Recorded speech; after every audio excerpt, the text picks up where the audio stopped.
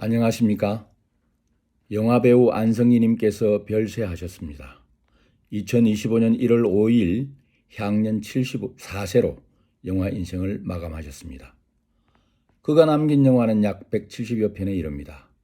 영화배우라면 자신이 출연한 영화 한 편 한 편이 소중하겠지요. 안성기는 그의 출연작 중 가장 좋아하는 영화로 라디오스타를 꼽았습니다. 그 이후로 자극적이지 않고 사람 마음을 따뜻하게 해주는 영화라서 좋다라고 말했습니다.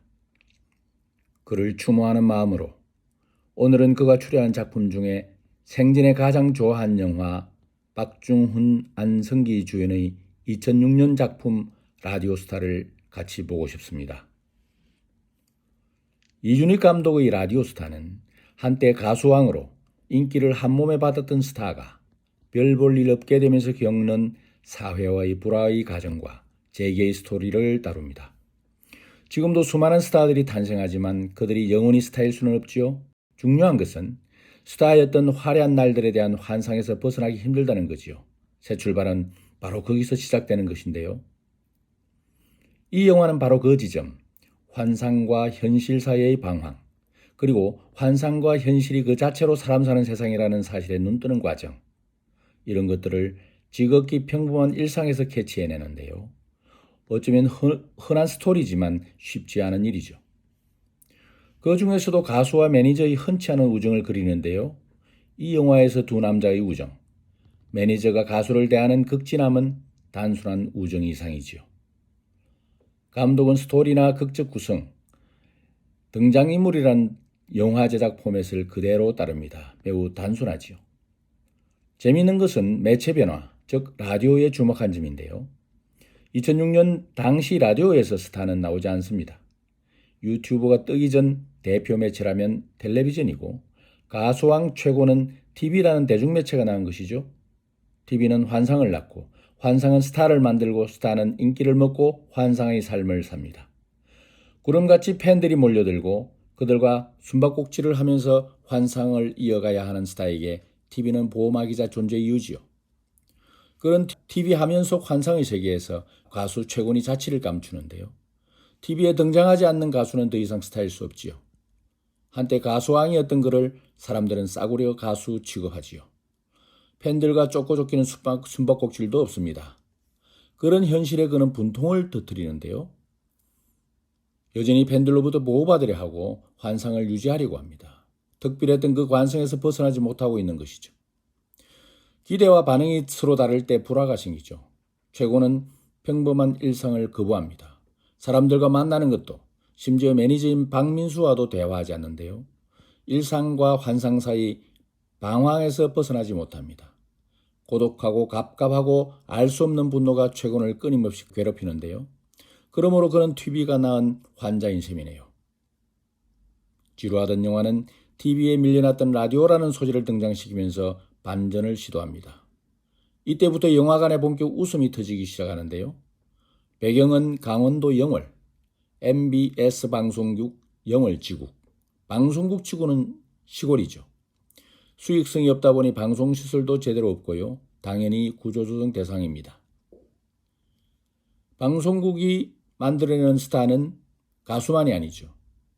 아나운서, 탤런트 등과 함께 이들을 실질적으로 조종해 매체를 무기화하고 환상을 심는 스크린의 배우들이 있기 마련이죠.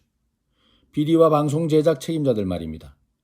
스크린의 배우들이야말로 스타를 살리고 죽이는 사람들이죠. 영화 전반부에서는 나타나지 않았던 그 배우들을 감독은 MBS 영월지구에서 등장시킵니다. 그들 또한 한때 매체를 무기로 권력을 구가하다 낙오한 사람들이죠.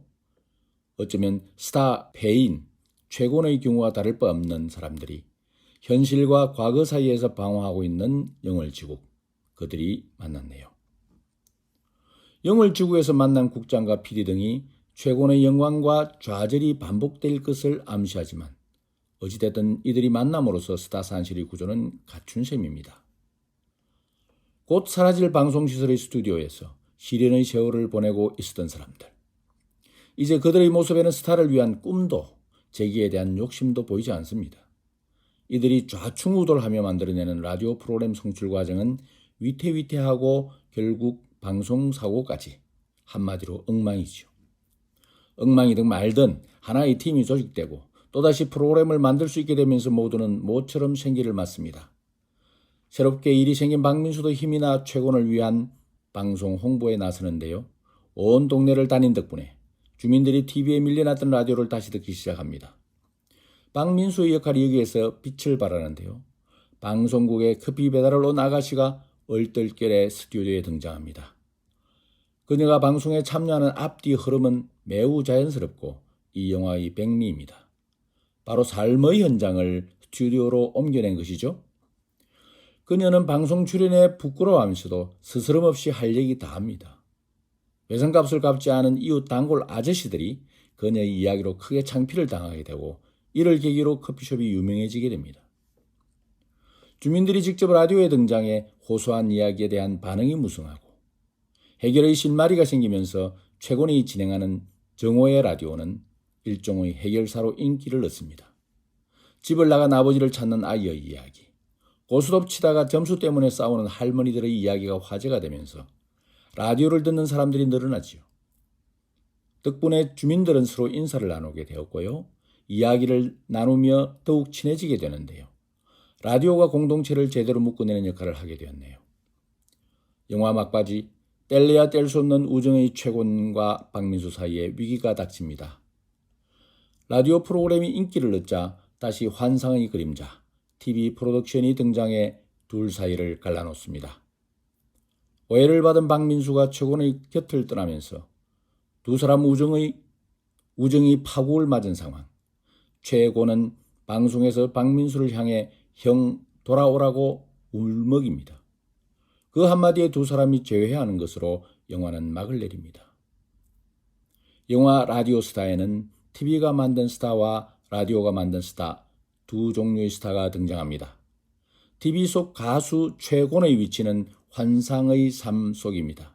대중과 동떨어져 있죠. 현실에서는 숨바꼭질만 합니다. 그러나 라디오에서 최곤의 위치는 현실입니다. 더 이상 스타가 아니라 이웃이며 친구로 울고 웃고 같이 호흡하지요. 스타의 일상이 청취자들의 일상과 다를 바 없습니다. 그걸 맨몸으로 드러내고 스스럼 없지요. 그것은 비록 꺼져가는 영을 지국 라디오 스튜디오지만 좌절에 빠졌던 왕년의 스타에게는 왕관입니다. 덕분에 연락 끊긴 사람들이 서로 만나게 되고 이웃끼리 서로 소통하는 기적의 주인공이 된 것이죠. 라디오 스타가 보여준 솔직함, 그것은 일상을 살아가는 우리의 모습 그대로지요. 이 영화가 보여준 너와 나의 진솔하고 가감없는 이야기는 유튜브며 인스타그램이며 AI로 포장하기 급급한 오늘을 사는 우리들에게 소통이 무엇인지 일깨우는 데 부족함이 없습니다. 안성기가 남긴 이 영화에서 그는 조연으로서 어디서도 볼 수 없는 진솔한 모습을 보여주었다고 생각됩니다. 어쩌면 그가 영화를 대하는 태도, 죽는 날까지 영화를 하겠다고도 하지만 영원한 영화인의 모습 그대로 하늘나라 촬영장으로 떠나지 않았을까 생각됩니다. 삼가 고인의 명복을 빕니다.